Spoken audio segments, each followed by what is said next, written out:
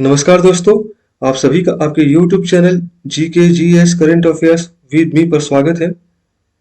आज का हमारा टॉपिक है राज्य की नीति निर्देशक सिद्धांत यानी directive principles of state policy और इसी से संबंधित कुछ महत्वपूर्ण प्रश्नों को आज हम इस वीडियो में कवर करेंगे जो एग्जाम के पॉइंट ऑफ व्यू से बहुत ही महत्वपूर्ण है।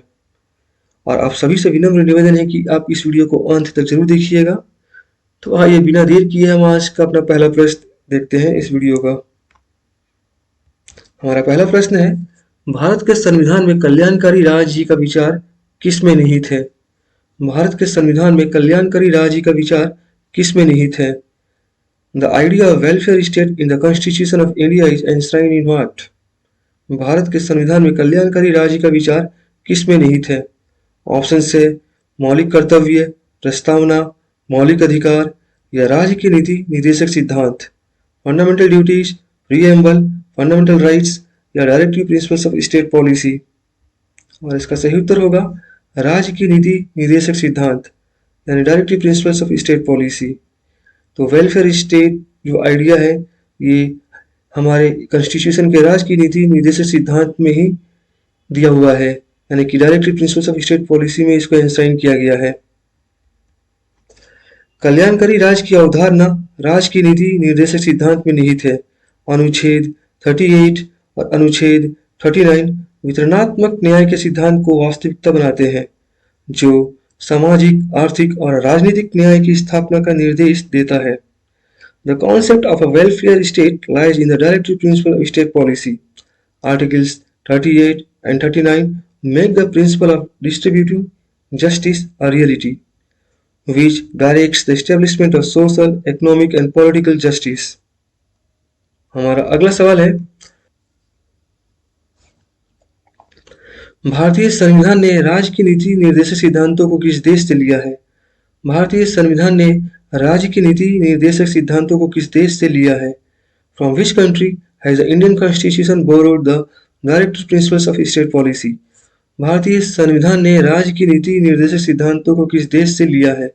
ऑप्शन से जापान, फ्रांस, संयुक्त राज्य अमेरिका या Ireland. Japan, France, United states of America या आयरलैंड। और इसका सही उत्तर होगा Ireland.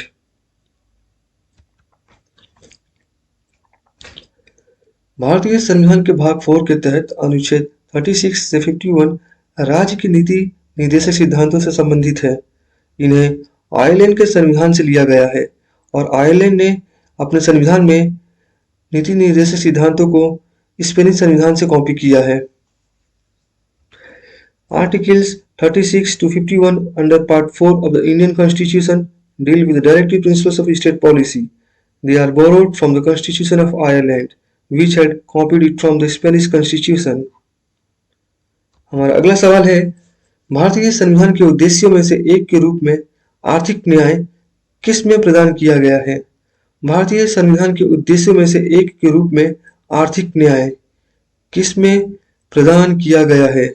Economic justice as one of the objectives of the Indian Constitution has been provided in option से प्रस्तावना और मौलिक अधिकार और राज्य की नीति निर्देशक सिद्धांत, प्रस्तावना और राज्य की नीति निर्देशक सिद्धांत या उपयुक्त में से कोई नहीं। The preamble and the fundamental rights and directive principles of state policy, the preamble and the directive principles of state policy या none of the above। और इसका सही उत्तर होगा the preamble and the directive principles of state policy यानी प्रस्तावना और राज्य की नीति निर्देशक सिद्धांत। प्रस्तावना और राज्य की नीति निर्देशक सिद्धांत यानी कि directive principles of state policy और प्रीएम्बल ये दोनों ही आर्थिक न्याय का उल्लेख करते हैं। प्रस्तावना में आर्थिक न्याय का सीधा उल्लेख है, जिसे 1976 में 42वें संशोधन द्वारा समाजवादी शब्द जोड़कर और अधिक बल दिया गया था। हालांकि 1976 में 42वें संशोधन द्वारा यह शब्द जोड़े जाने से पहले भी संविधान में कुछ निर्देशों के रूप में एक समाजवादी सामग्री थी। राजनीति निर्देशक सिद्धांत, यहाँ समाजवादी शब्द का अर्थ लोकतांत्रिक समाजवाद है, अर्थात लोकतांत्रिक, विकासवादी और अहिंसक तरीकों से समाजवादी लक्ष्यों की प्राप्ति। राज्य की नीति निर्देशक सिद्धांतों के विभिन्न प्रावधान आर्थिक न्याय की ओर इशारा करते हैं, जैसे राज्य के कुछ हाथों में धन और उत्पादन के साधनों की एकाग्रता को रोकने के लिए काम करना चाहिए। और यह सुनिश्चित करने का प्रयास करना चाहिए कि भौतिक संसाधनों का स्वामित्व और नियंत्रण आम अच्छे की सर्वोत्तम सेवा के लिए वितरित किया जाए। राज्य को श्रमिकों के लिए जीवन यापन योग्य वेतन और उचित कामकाजी परिस्थितियां भी सुनिश्चित करनी चाहिए। अगला सवाल है, वे कौन से आदर्श हैं जिन्हें किसी राज्य को नीतियां बनाते समय ध्यान में रखना चाहिए? वे कौन से आदर्श हैं जिन्हें किसी राज्य को नीतियां बनाते समय ध्यान में रखना चाहिए? What are the ideals that a state must keep in mind while framing policies called? Option से मौलिक कर्तव्य, मौलिक अधिकार, प्रस्तावना या राज्य की नीति निर्देशक सिद्धांत, fundamental duties, fundamental rights, the preamble या directive principles of state policy. और इसका सही उत्तर होगा directive principles of state policy, यानी राज्य की नीति निर्देशक सिद्धांत।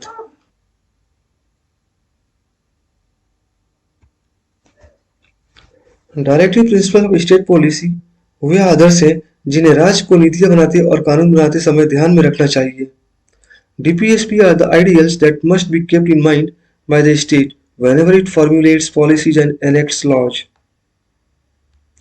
हमारा अगला सवाल है, कब और किस समिति ने न्याय संगत और गैर न्याय संगत प्रकार के अधिकारों का सुझाव दिया? When and which committee suggested the justiciable and non-justiciable types of rights? Option से भूरेलाल समिति, बलवंत राय मेहता समिति, सप्रू समिति या उपयुक्त सभी। भूरेलाल कमेटी, बलवंत राय मेहता कमेटी या साप्रू कमेटी या ऑल ऑफ द अबव। और इसका सही उत्तर होगा साप्रू कमेटी। 1945 में साप्रू समिति ने व्यक्तिगत अधिकारों की दो श्रेणियों का सुझाव दिया, न्यायोचित और गैर न्याय संगत अधिकार। The Sapru committee in 1945 suggested two categories of individual rights, justiciable and non-justiciable rights. तो justiciable rights फंडामेंटल राइट्स है जिसको हम कोर्ट में ले जा सकते हैं अपने जस्टिस के लिए, और non justiciable rights directive principle of state policy में है जिसको हम लोग कोर्ट में नहीं ले जा सकते हैं अपने जस्टिस के लिए। तो कहने का मतलब directive principle of state policy यानी कि राज्य की नीति निर्देशक सिद्धांत नॉन जस्टिसिएबल राइट्स है जो कोर्ट के अंदर नहीं जा सकता है, मतलब कोर्ट इसका फैसला नहीं सुना सकता है हमारे फेवर में। लेकिन फंडामेंटल राइट्स जस्टिसिएबल है जिसकी सुनवाई कोर्ट में हो सकती है हमारे फेवर में। हमारा अगला सवाल है, निम्नलिखित में से किस अनुच्छेद में पुरुषों और महिलाओं के लिए समान काम के लिए समान वेतन शामिल है? निम्नलिखित में से किस अनुच्छेद में पुरुषों और महिलाओं के लिए समान काम के लिए समान वेतन शामिल है? Which of the following articles consist of equal pay for equal work for man and woman? Option से अनुच्छेद 40, अनुच्छेद 39, अनुच्छेद 38, अनुच्छेद 41। आर्टिकल 40, आर्टिकल 39, आर्टिकल 38 या आर्टिकल 41। और इसका सही उत्तर होगा आर्टिकल 39 यानी अनुच्छेद 39। भारत के संविधान का अनुच्छेद 39 सीधे तौर पर उन कानूनों या नीतिगत अवधारणाओं से संबंधित है जिनका सरकार को पालन करना चाहिए। अनुच्छेद 39 में 6 उपखंड है। सभी नागरिकों को उनके लिंग की परवाह किए बिना, चाहे पुरुष हो या महिला, निर्वाह के बुनियादी साधनों पर समान अधिकार है। Article 39 of the Indian Constitution deals directly with the laws or policy concepts that the government must follow. There are 6 sub-clauses in Article 39. All citizens, regardless of their gender, no matter man or woman, have an equal right to basic means of subsistence. हमारा अगला सवाल है, संविधान के कौन से अनुच्छेद गांधीवादी सिद्धांतों को बताते हैं? संविधान के कौन से अनुच्छेद गांधीवादी सिद्धांतों को बताते हैं? Which of the articles in the Constitution state the Gandhian principles? Option से अनुच्छेद 44 to 47, अनुच्छेद 32 से 36, अनुच्छेद 40 से 48, अनुच्छेद 43 से 56। Article 44 to 47, article 32 to 36, article 40 to 48, article 43 to 56। और इसका सही उत्तर होगा आर्टिकल 40 to 48 मतलब अनुच्छेद 40 से 48। अनुच्छेद 40 से 48 गांधीवादी विचारधारा पर आधारित है जिनका उपयोग राष्ट्रीय आंदोलन के दौरान गांधी द्वारा प्रतिपादित पुनर्निर्माण के कार्यक्रम को दर्शाने के लिए किया गया था। Articles 40 to 48 are based on Gandhian ideology used to represent the program of reconstruction initiated by Gandhi during the national movement. हमारा अगला सवाल है, कौन सा अनुच्छेद पूरे देश में समान नागरिक संहिता के बारे में बताता है? कौन सा अनुच्छेद पूरे देश में समान नागरिक संहिता के बारे में बताता है? Which article states about uniform civil code throughout the country? Option से अनुच्छेद 42, अनुच्छेद 43, अनुच्छेद 44 या अनुच्छेद 45। आर्टिकल 42, आर्टिकल 43, आर्टिकल 44 या आर्टिकल 45। और इसका सही उत्तर होगा आर्टिकल 44 यानी अनुच्छेद 44। समान नागरिक संहिता का लक्ष्य सभी नागरिकों के लिए, चाहे उनका धर्म कुछ भी हो, एक समान कानूनी ढांचा स्थापित करना है। संविधान का भाग 4 में पाए गए डीपीएसपी में अनुच्छेद 44 में कहा गया है कि राज्य पूरे भारत में नागरिकों के लिए एक समान नागरिक संहिता सुनिश्चित करने का प्रयास करेगा। The Uniform Civil Code aims to establish a uniform legal framework for all citizens, regardless of their religion. Article 44 in the DPSP, found in Part 4 of the Constitution, states that the state shall endeavour to secure for all citizens a uniform civil code throughout the territory of India.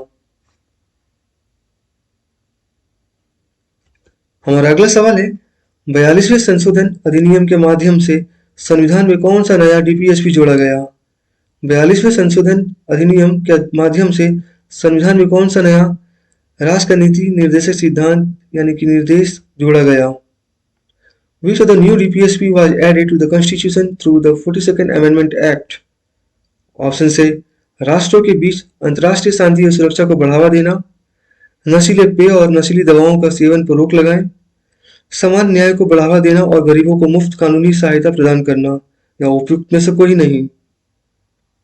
Promote international peace and security between nations, prohibit the consumption of intoxicating drinks and drugs, to promote equal justice and to provide free legal aid to the poor, या none of the above।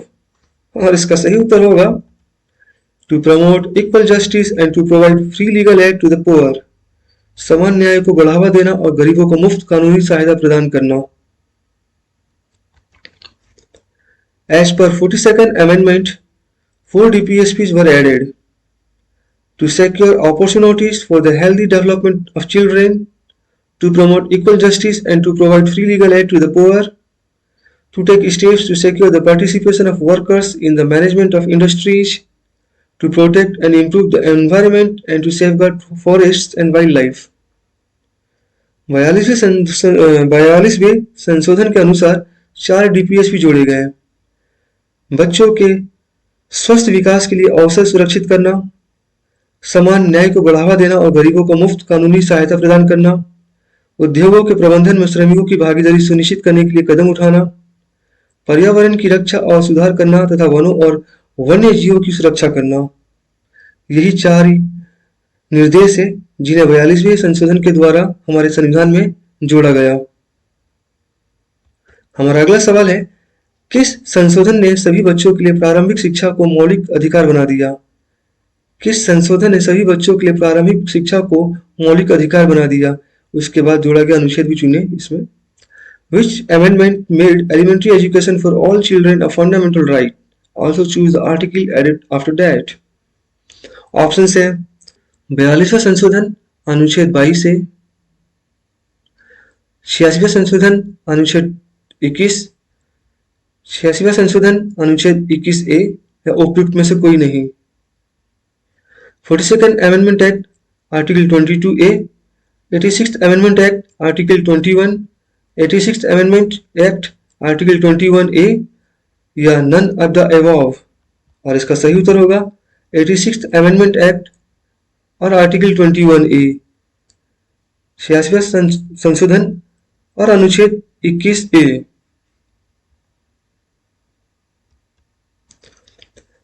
The 86th Amendment Act of 2002, तो ये amendment act साल 2002 में लाया गया था, यानी कि 86वां अमेंडमेंट।